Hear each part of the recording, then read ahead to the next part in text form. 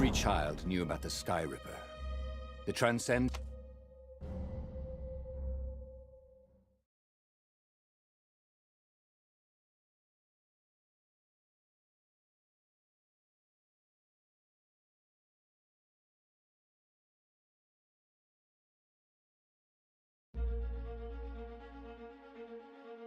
As he set foot on the island, Bernardo couldn't help feeling a bit curious. Was Lapino still waiting to be rescued? No. He was probably drinking champagne with the ravens. Did ravens drink champagne? Did rabbits? Bernardo felt oddly thirsty, come to think of it. Why had he chosen the Sky Ripper? Bernardo never made plans that required constant vigilance. He was a hero. He didn't think too much. He just went with his gut and hoped it all worked out. The Sky Ripper was a long shot. He'd have to devote himself to it. No side journeys, no rescuing old friends. That was against his nature. Could he stick with it? Sleep tight, thought Bernardo.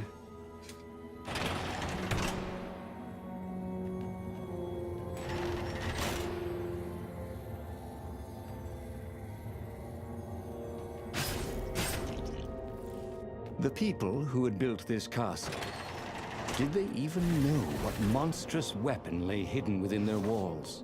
The Sky Ripper could destroy anything it touched, or so the legend said. As the Transcendent Emperor had fought the lost gods, thousands of thousands had died. But Bernardo had been through wars. The only merciful war was a short one.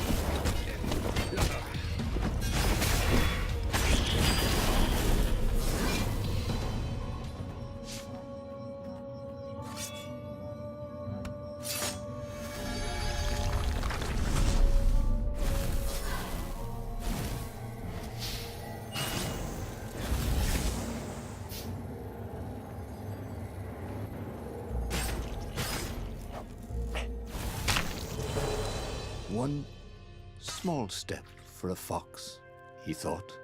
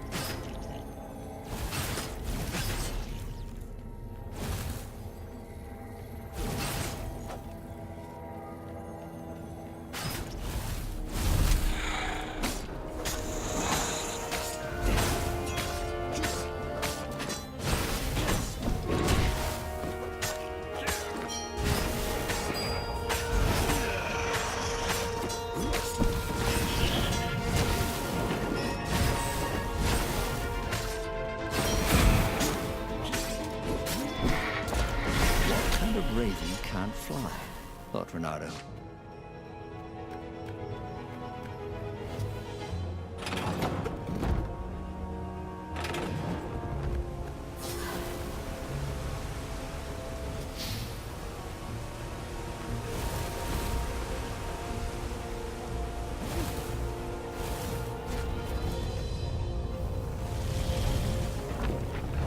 There it was.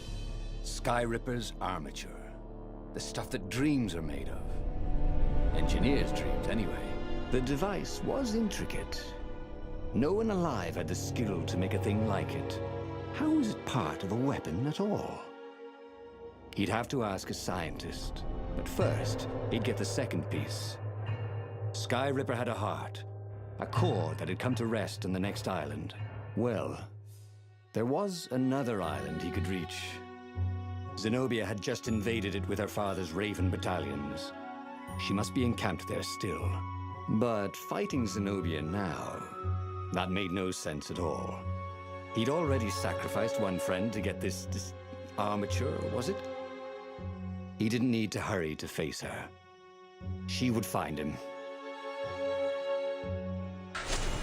Renato asked himself why he changed course to confront Zenobia. He'd no idea. Sometimes he would just do things, and he could never figure out why he'd done them.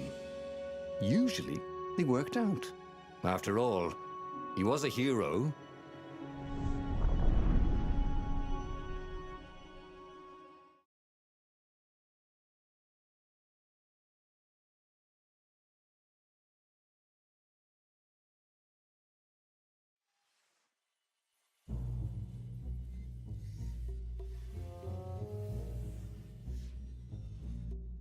The truth is, though, he wanted to see her, wasn't it?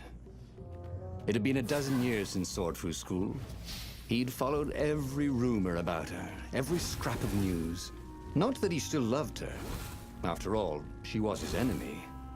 No, it was solely because, know your enemy. All right, maybe he should stop pretending. He knew exactly how she felt about it. But their love affair always ended with a tragic death. Unless, maybe he could find a way to dodge tragedy. Surely he could, couldn't he?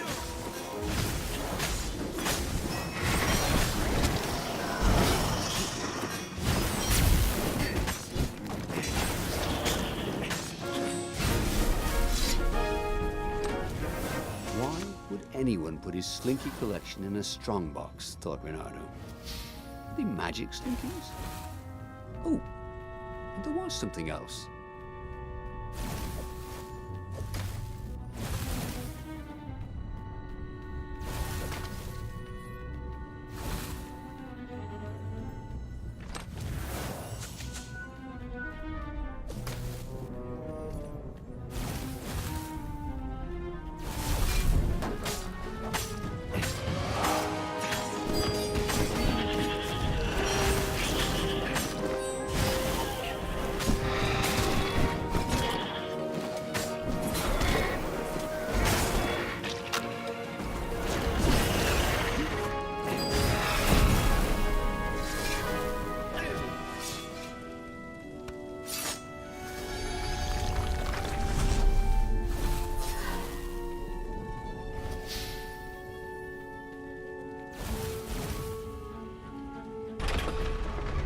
Couldn't do worse with Zenobia than he'd done with the core, could he?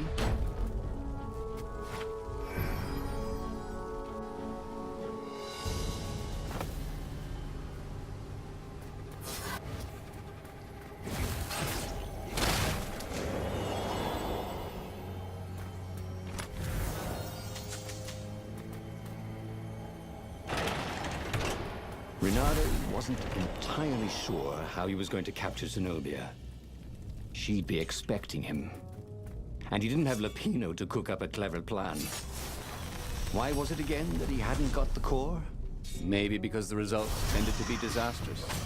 These streets were familiar. The Swordfu School was closed now, but he had been down that street 1,000 times. He knew that pub. He knew that alley. He knew the alley behind it much too well. No wonder Zenobia had chosen to invade this island herself.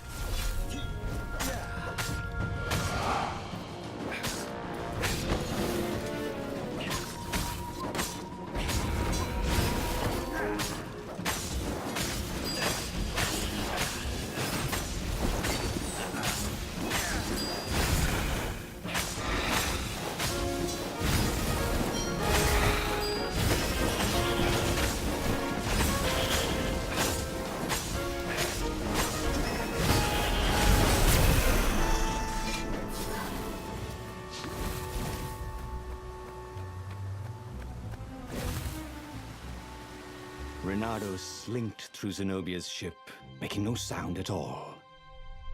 Where were her guards? Finally, he reached her bedroom. She was curled up on her bed. Oh, he'd forgotten how beautiful she was. How sleek. How soft. He tapped her on the shoulder with his sword. She vanished. And he suddenly noticed he couldn't move except his mouth. In fact, soon he couldn't keep his mouth shut. He told Zenobia everything. Skyriver, the Iblistone, even where the secret rebel base was, until he was hoarse. It was some kind of truth spell. A talky truth spell. She called her father by Farspeaker Toad and filled His Majesty in. But why didn't he get the core? Croaked the Farspeaker in something like His Majesty's croak. Because I missed you, darling. Renato grinned. He doesn't even know why, frowned Zenobia. That makes no sense. It's a trap, shouted the Emperor. I'll meet you at the outpost, and I'll bring my interrogators. If Renato came face to face with the Emperor, maybe he could assassinate him. But maybe it would be smarter and safer to turn Zenobia against her father. You're lying, she said. Somehow you're lying. The spell hadn't worn off yet. He had to tell the truth. The trick was in making sure she wouldn't believe it. The core is perfectly safe, he said. And he tried his hardest to sound sincere. So is the Iblistone. In fact, I was trying to get them myself. Fine then, interrogators it is, she said angrily. I gave you a chance. The Emperor's interrogators were not especially gentle, even by Weasel standards. Fortunately, Zenobia had locked him in the guest quarters on her ship, and she'd forgotten it had a toilet that, like all skyship toilets, could be vented into the abyss. This was not the sort of slippery fox he wanted to be. But just as they were about to land, he threw the latch, wrinkled his nose, and leapt through the open latrine.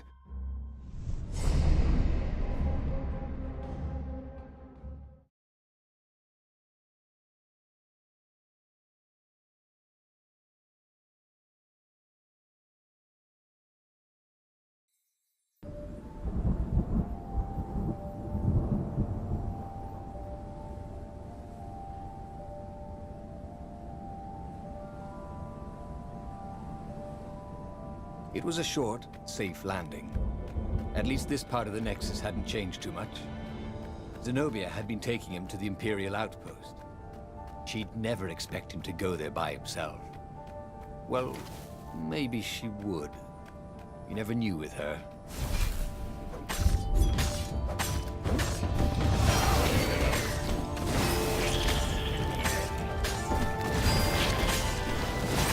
That is how we do it, said Renato to himself.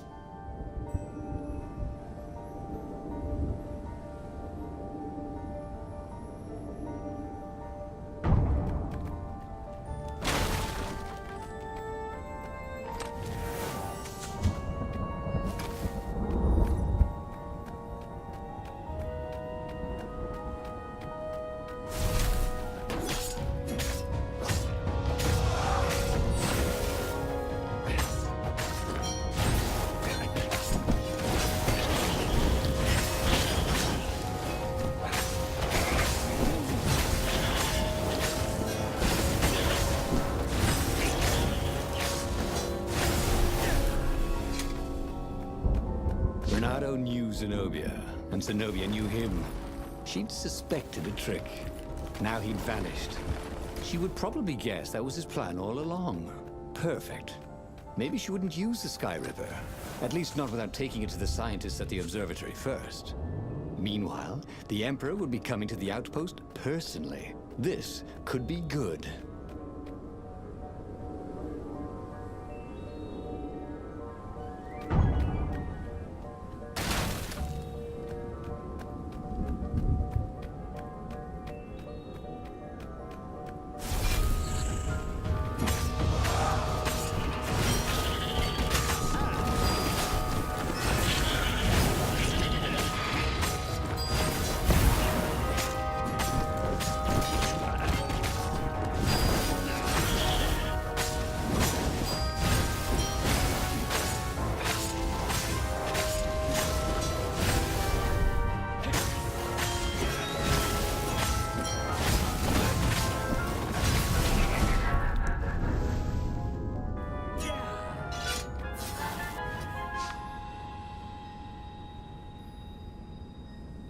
Reynardo was face to face with the Emperor's bodyguard.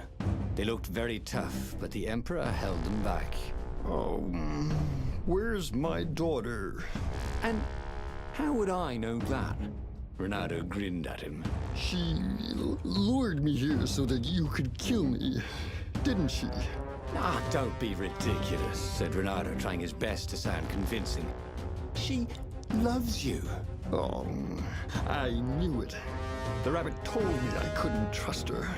The Emperor hopped out the door. His phalanx of bodyguards retreated carefully. Reynardo heard someone call, "Arrest her!" as they left. Well, that's a job well done, thought Reynardo. Now the fleet would be in all sorts of disarray. But maybe he could find her in the mountains. She always used to go to the mountains to hide from the world. Maybe he could even turn her against her father. Or maybe he could reap the benefits of the chaos he had sown. It was time to report to the Rebel Council, and then launch the attack on a divided and very confused Imperial fleet. Reynardo felt very clever indeed. He told the Empire nothing but the truth, and now they suspected everything and everyone. So, why are you going to see Zenobia? He asked himself. It's not just a gloat, is it? No, of course not. Now, turning her against her father was good. It was very good. If she would actually join the rebels, that would be spectacular, right? That was definitely what he was doing.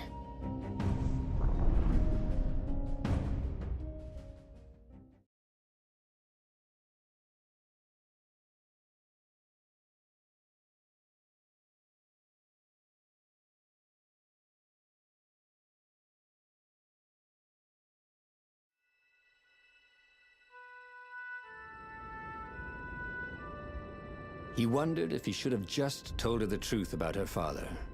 The Emperor had adopted her from a stray. That was the source of all her loyalty. But even then, he'd been dreaming of a bargain with the lost gods. They alone could make him immortal. The Emperor would have to seal that bargain with the life of someone who truly loved him. And who else truly loved the Emperor? But how could Reynardo tell her that now? Why would she ever believe him?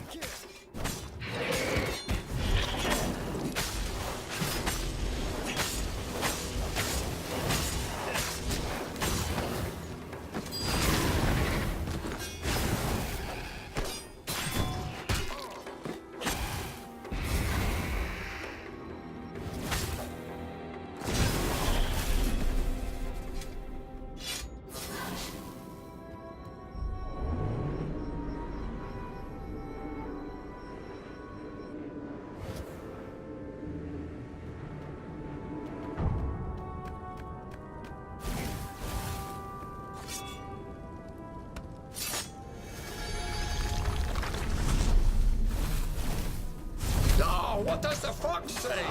Asked one raven. Another one called back, I'm dying! And they both laughed hysterically.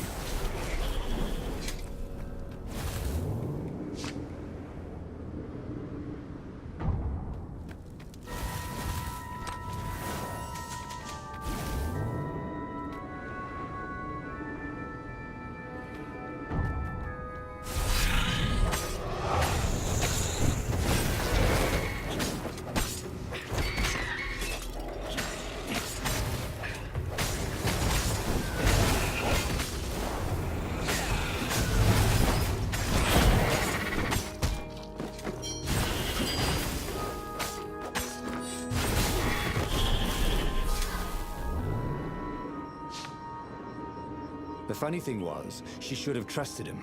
He told her the truth, the whole truth, and nothing but the truth. Oh, all right. The truth was, he'd played her like a fiddle. And how often had he ever done that? She was so smart. Smarter than him, really.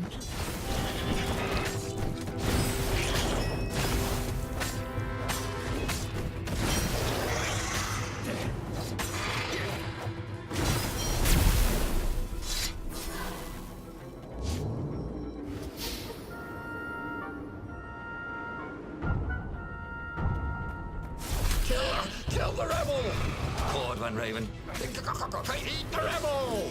Called another.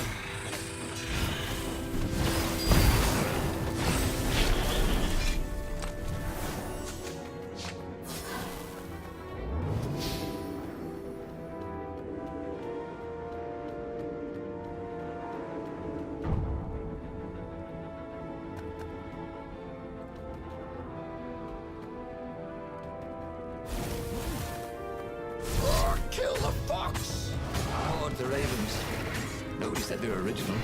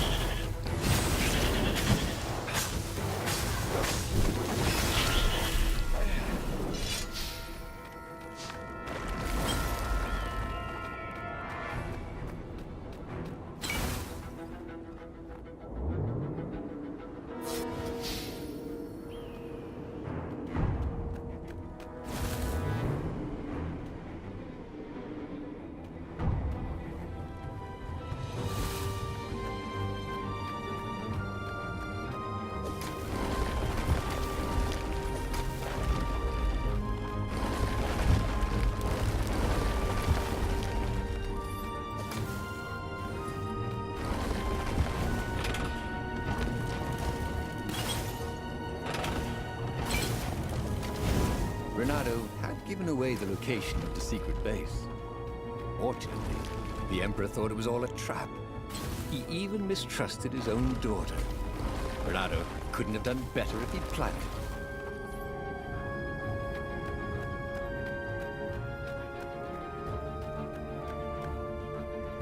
What have you done to me? Zenobia demanded. My own father thinks I'm a traitor. So? But I'm loyal. So what? You're a bastard, Renato, she said. Now, you love that about me. You really did want the core, didn't you? And the Iblis stone. Yep, he gloated. You get all that? She said to the far speaker toad he'd failed to spot. I am so relieved, my daughter, said the far speaker. And Zenobia got into her ship and flew off. Damn it. The old far speaker trick. How had he missed it? This was very bad. Zenobia back in her father's good graces, and both of them ready to use the core and the Iblis stone. He got back on the Farfarer. Briefly, Renato thought of fleeing. The odds were surely against him. Never tell me the odds, he told himself. Odds confused him. He preferred to trust his gut. And so he sailed on to attack the fleet. Alone, if necessary.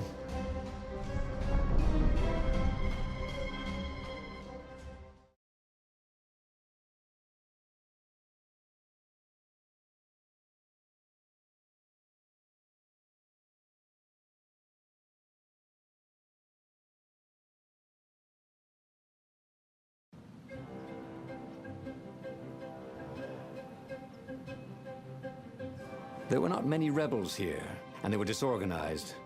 The Empire had obviously attacked the secret base, the formerly secret base whose location Renato had so helpfully pinpointed on a map. There was still time to turn around, wasn't there? But Renato hated turning around. Heroes don't turn around, they just own their screw-ups and turn them into impossible victories, right?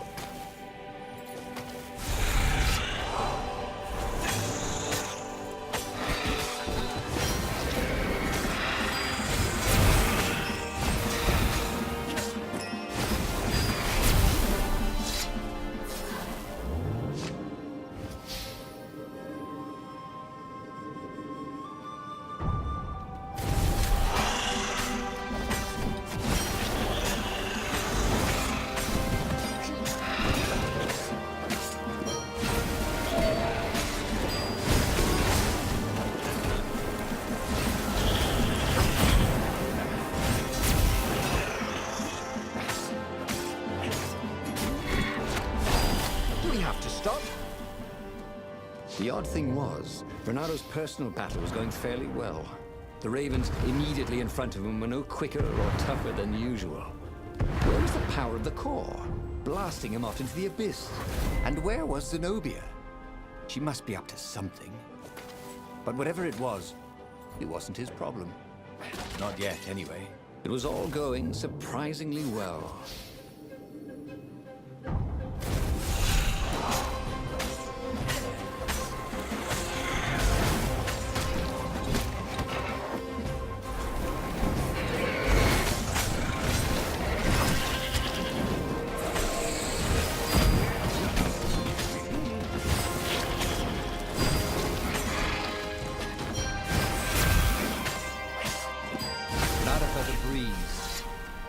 Through his armor. Oh dear, that wasn't good.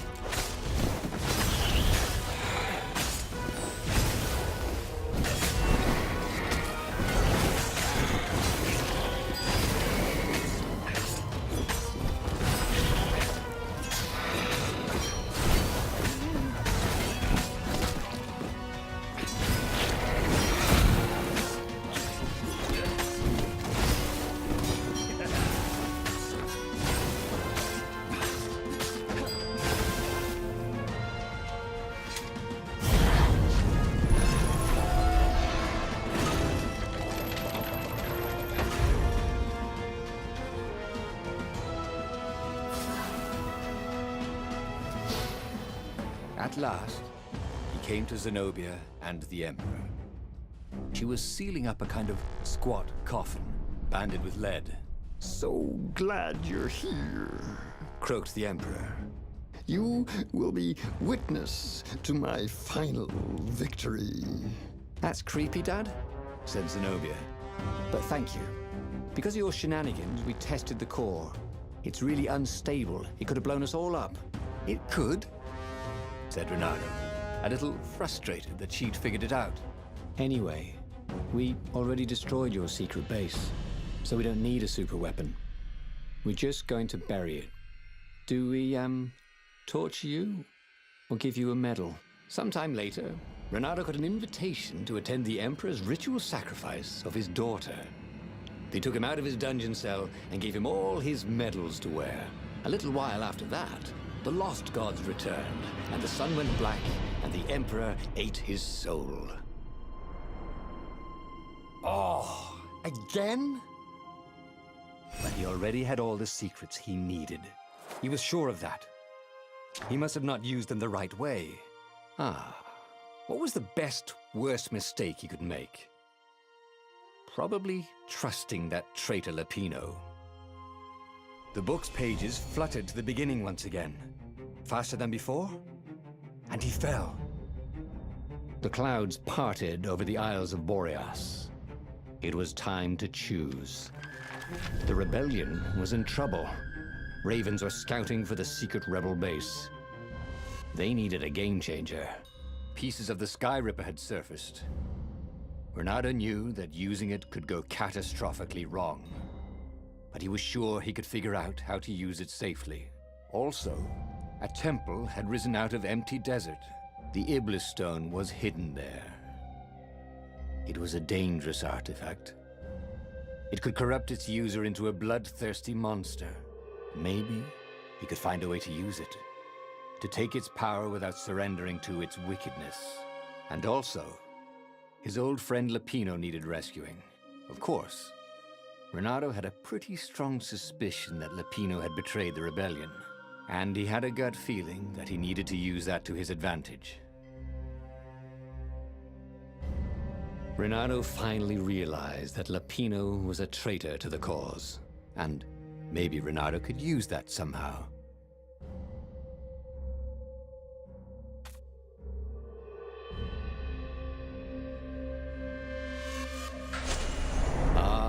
Lapino.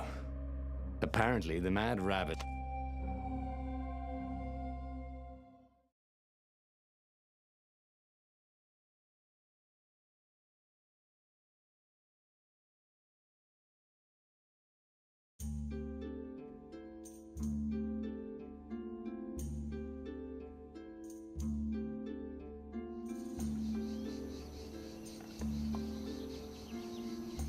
Lapino had apparently managed to confuse the judge by arguing that he hadn't actually stolen a winged horse. He'd only sold it. But wait, where was the prison? The village was empty. Had everybody fled the Ravens?